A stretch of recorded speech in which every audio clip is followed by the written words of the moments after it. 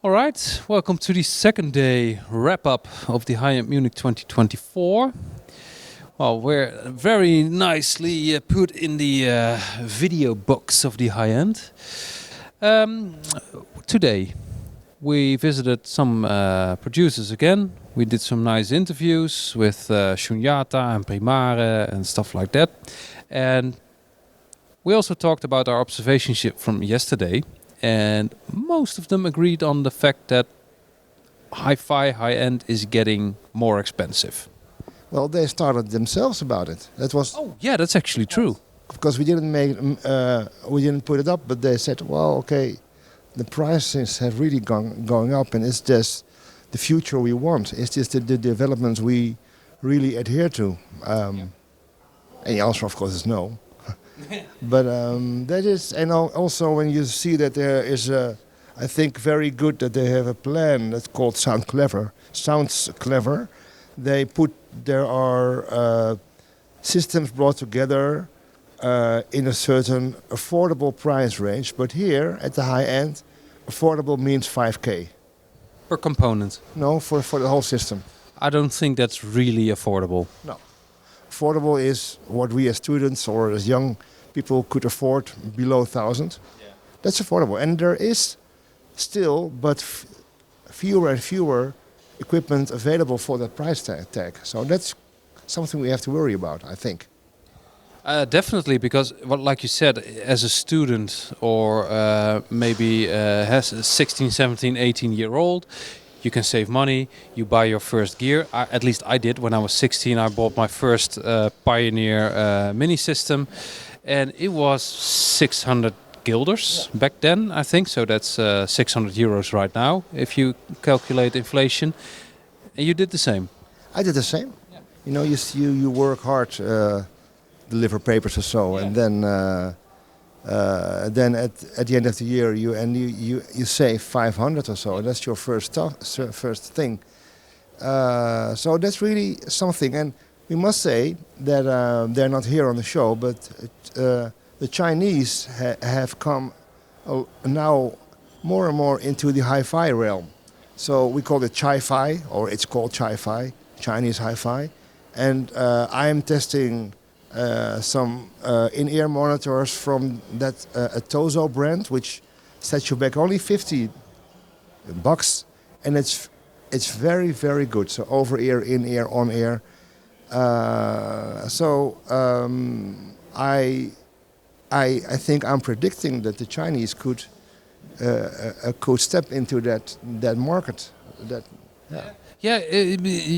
That's what Moon also said. And I was talking to Costa about the new 800 series, which is not affordable, but it's their Halo product, and still, even considering it's their Halo product, it's pretty affordable.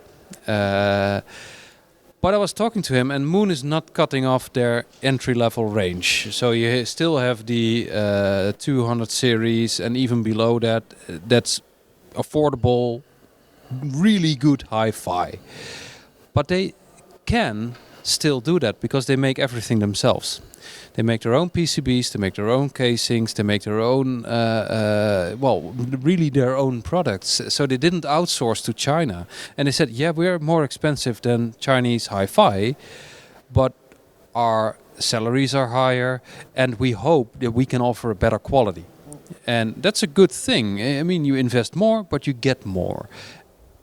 But a lot of products don't produce themselves. They outsource to China. Yeah. And now that's becoming an issue because you can't compete with the Chinese if you still have to ship all your products to China, then take it back and then sell it with a profit. That's impossible. Yeah, and these Chinese manufacturers have become clever themselves by manufacturing it for these brands. So you see more and more OEM brands creating their own brands on themselves. You know, these Tozo headphones, the packaging is Apple. It's just the look and feel is Apple. I don't know if they're making the Apple stuff, but considering the quality what they make, I think they're pretty close. For a fraction of the price. And so I think we have to be careful. And careful. You have to. There are developments, and when the price is going up and up and up and up, you either lose an audience, a customer base, or there are other competitors entering that market. Yeah, I think as the market is just changing, and we're seeing that now for the last few years, that the industry is changing, stuff is getting more expensive. For the same product, you just pay 20-25% more now. And that's the world. But I think we need to step back and take a look on how to fix this. Hi-Fi is a luxury item. You don't need hi-fi to survive. We all need a car to get to our job. You can take public transport, but in a lot of cases you just can't. But you don't need hi-fi in your life to survive. Hey, that rhymes actually. So what does the industry need to do in order to keep customers, give them a special feeling as, at the moment they are buying a new amp or a new speaker? They need to bring that experience, that hi-fi is fun and special, and that they are special, that they come and buy that new amplifier in their store. And that's what the watchmakers realize. It's also a luxury product. You don't actually need a watch, and they realize that, so they give you a special feeling and treatment as soon as you come and buy a luxury watch. Car industry does the same, and there are more examples for that. But the hi-fi, most stores, and I'm not bashing on stores, but a lot of hi-fi stores don't offer that experience. A few do, and they are doing well, but most of them are just a store with amplifiers and CD players and turntables and DACs on a shelf. That's not a luxury experience. So you're saying it has to be more towards a luxury market?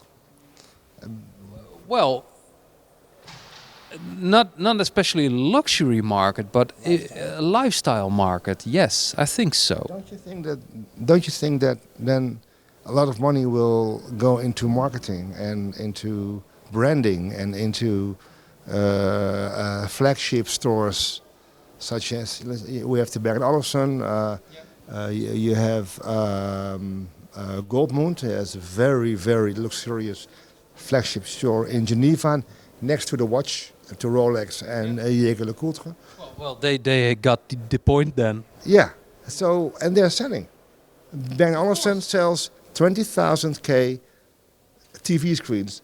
The consumers know that it's 10,000, maybe more than it's worth, but they don't mind because it's Berg & Olufsen. You know, it has all the experience. And I think the sellers are not talking about the technique; they're just talking about what fits into the room. Yep. What kind of wood do you want? Yep. So is that the direction we want to go to? I think for certain brands, yes, that's where we really need to go. I mean, if you buy a Moon 6, 7 or 800 series, that's serious money. I think those products need to be sold in a different way in order to give the clients the special feeling that fits the products. The entry level, we're talking about, let's say, around €1,000 per component. That's a different target audience. People don't expect that treatment, but for a lot of components that are up there in the stratosphere of the high end, yes, you really need a store that fits the clientele. Yeah, I think so. But that's not a solution for the product. That's not a solution for the problem that the whole entry level and mid segment is just disappearing. But yeah, I think you're right that China is really, really taking that market. Also in terms of design and stuff. But I think there's an interesting point in how to make it more attractive, all this equipment for clientele that it's a luxury project, and you could look at the big brands we just mentioned, how they do it, and see how you can trickle it down. Yeah, scale it down. I was just thinking the same. Yeah, you don't need to be next to the Rolex factory in order to sell Cambridge audio, for example.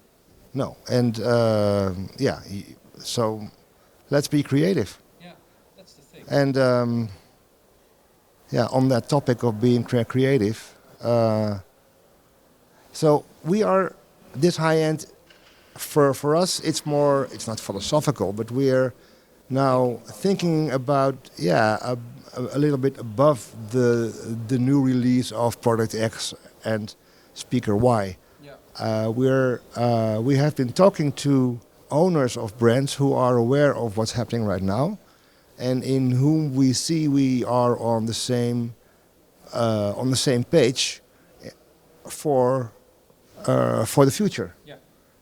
And I must say that it was different for us, because we haven't gone to any press conference, we haven't seen anything that a manufacturer wants to see. We have talked to people. We have talked to people behind the brand, from power products to speaker to electronics and everything in between, to clocking, Cables. And that was it for me. It was quite rewarding, actually, to do that. Yeah, it felt like being. It felt like growing up. Actually, we were really not chasing newest CD player, DAC, amp.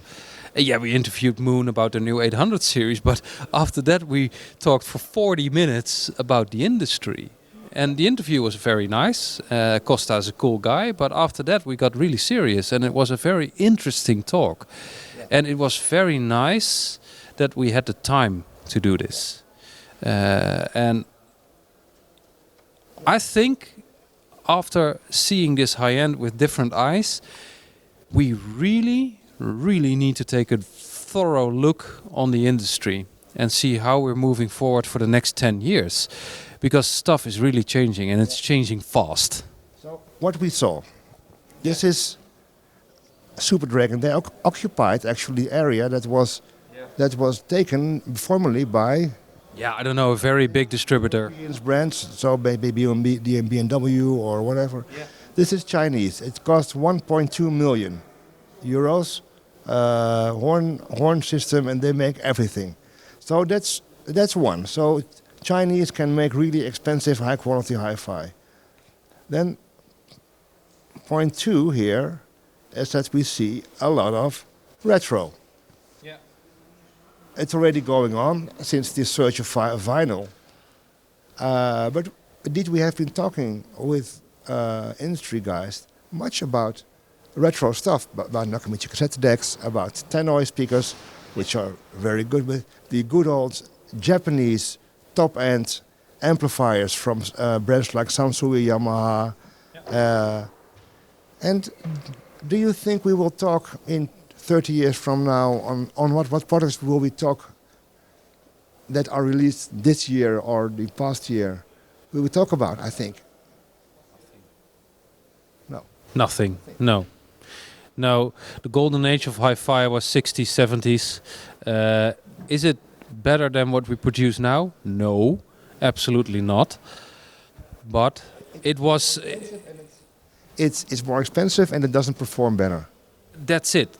And it doesn't... Well, in some cases, I think hi-fi definitely got better, to be honest. Yes, it's cleaner. It's... yeah, you almost got me there. Now, I don't agree that it's better than. I don't think it's better than. I think we now make better quality products that are definitely more high resolution, more to the... truther to the source, and higher quality, and blacker backgrounds and all stuff like that. But in terms of transferring emotion of music, no, we didn't gain 1%, nothing at all. And it's very, very much more expensive, and it's just not revolutionary. There are so few brands that introduce new, interesting technology that will stick with you for years. I don't say that the products are bad or that they don't last. They will. If you buy a let's just stick to Moon. If you buy a Moon 600 series, it will work in 30 years. It will never break down. And yeah, there's software inside, but I trust big brands that they will update their software. I mean, Lin does, Name does, Moon does, Volumio does. All the big brands that are here and they will stay here for years, they will update it. No problem. I mean, Martijn has a very old Name streamer and it still gets updates. It's still working, it still gets updates. So, but I'm just looking for that next revolution, you know, that will just be disrupting through the industry, and I haven't seen that in years. Nilai was very good, and it's a very beautiful amplifier technology, but it's still Class D. The Mewtwo from Grimm is a beautiful DAC streamer, but it's still a preamp streamer DAC, which is very expensive. It's for the happy few. I love the brand to death. People know that, but is it revolutionary? Yes, in a sense it is, but it's not disrupting in that sense that it will change the whole industry. And in the 60s and 70s there was. And that's because of, for instance, the BBC, and in Germany the ARD, the Rundfunk, they commissioned audio manufacturers to make small speakers that were this size or this size. Yeah. They said, okay, we want a microphone that's in this price range and we can put it anywhere. That was the AKG 414. And that we need an accelerator for innovation. And now that I think we cannot expect any more from BBC or the German broadcasting units to do it. And the EBU does only Eurovision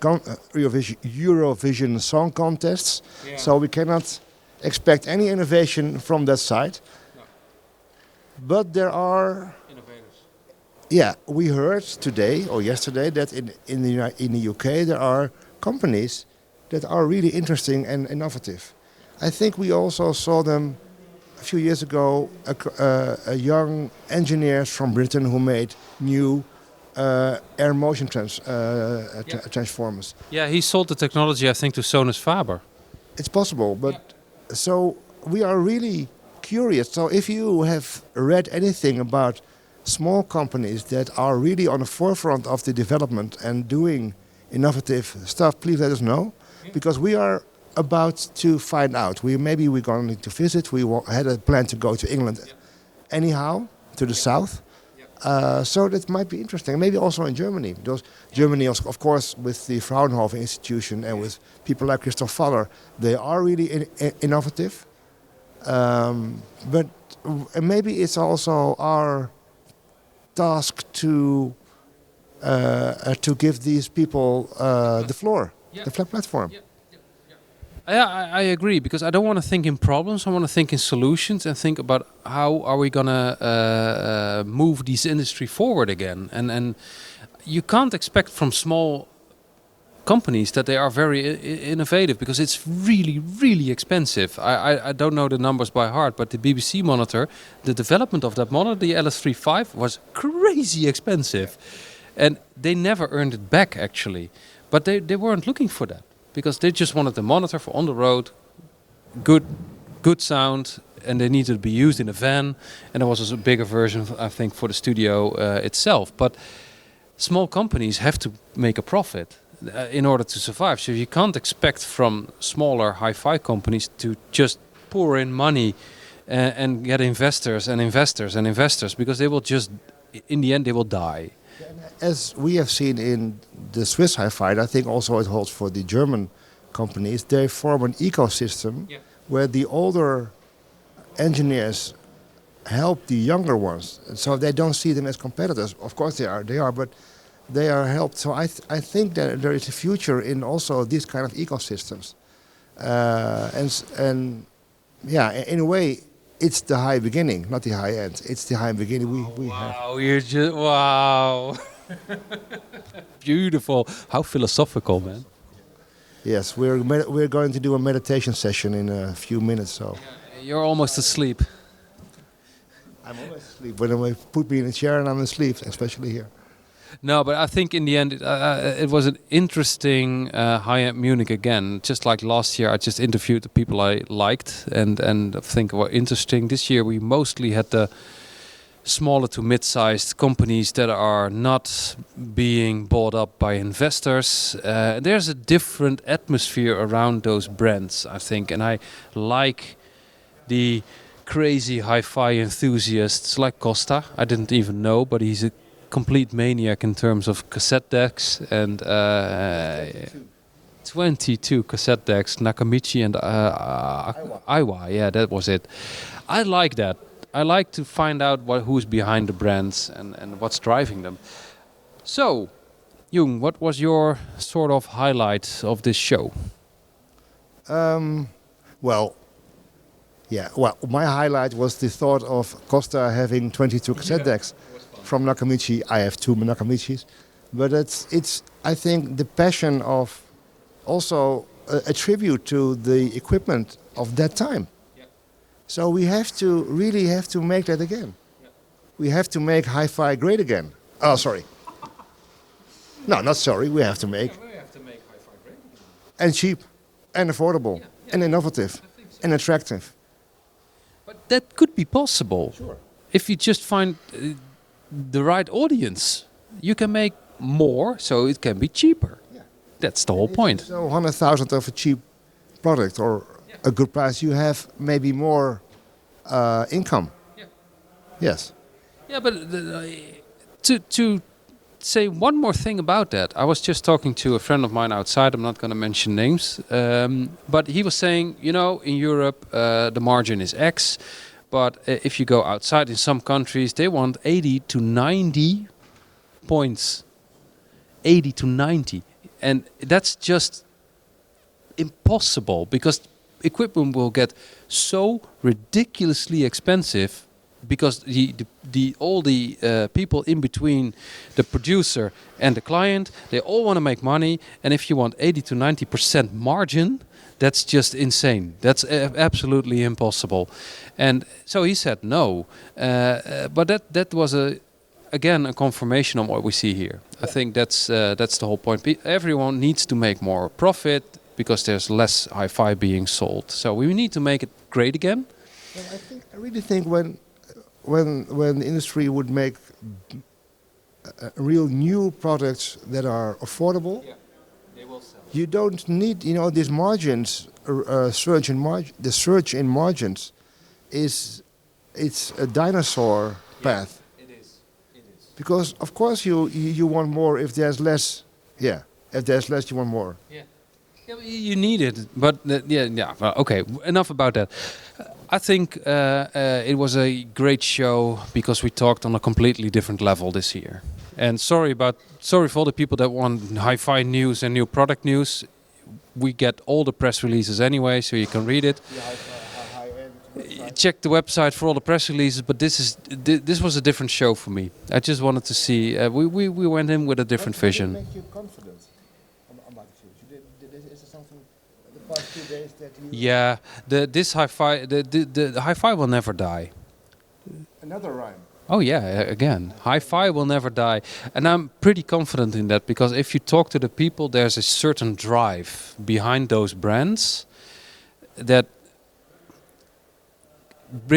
shows me the confidence that they will go, even if it will go down for years, they will not give up because they just love it too much, and they will find a way to make it profitable again, maybe by just creating new, different products. I don't know, but I mean, for example, the new 800 series from Moon has an integrated streamer preamp. You would never ever see that 10 years ago, because they will make a separate preamp, separate streamer, because it's better, separate components. And now they just say, no, that's what the people want. We can make it good enough, great, even integrated. So they're seeing that the people want different stuff, and we notice it as well. They don't want all the boxes. That's gone. Those days are over. And they see it, they adapt. And you could see that with the Mewtwo from Grimm, and you can see it with CH Precision, because I also saw a preamp streamer deck in one. In high-end, that was not... That was impossible. You couldn't even think about that. And now you see that all those producers are transferring and adapting to what the people want. And that's what gives me confidence, because if you adapt to your audience, you will survive. But yeah, we really need to step back. We still need to do that, but they will. Otherwise, it's just, yeah, they will. So it will survive. Yeah. So if you want your audio brands to be winning, you have to do a high beginning, and yeah. So we're very poetic. I think we can make a poetic book for what we have talked about. Poetic in hi-fi. Yeah, the title will be "Hi-Fi Will Never Die," and the end line will be, "If you want your brand to be winning, you need to think about a new beginning." A high beginning, A high beginning. not a high end, high beginning. Well, And on that bombshell, I think this is the end. yes, this is the end. This is the end. Okay, thank you for watching. See you next time. Bye bye.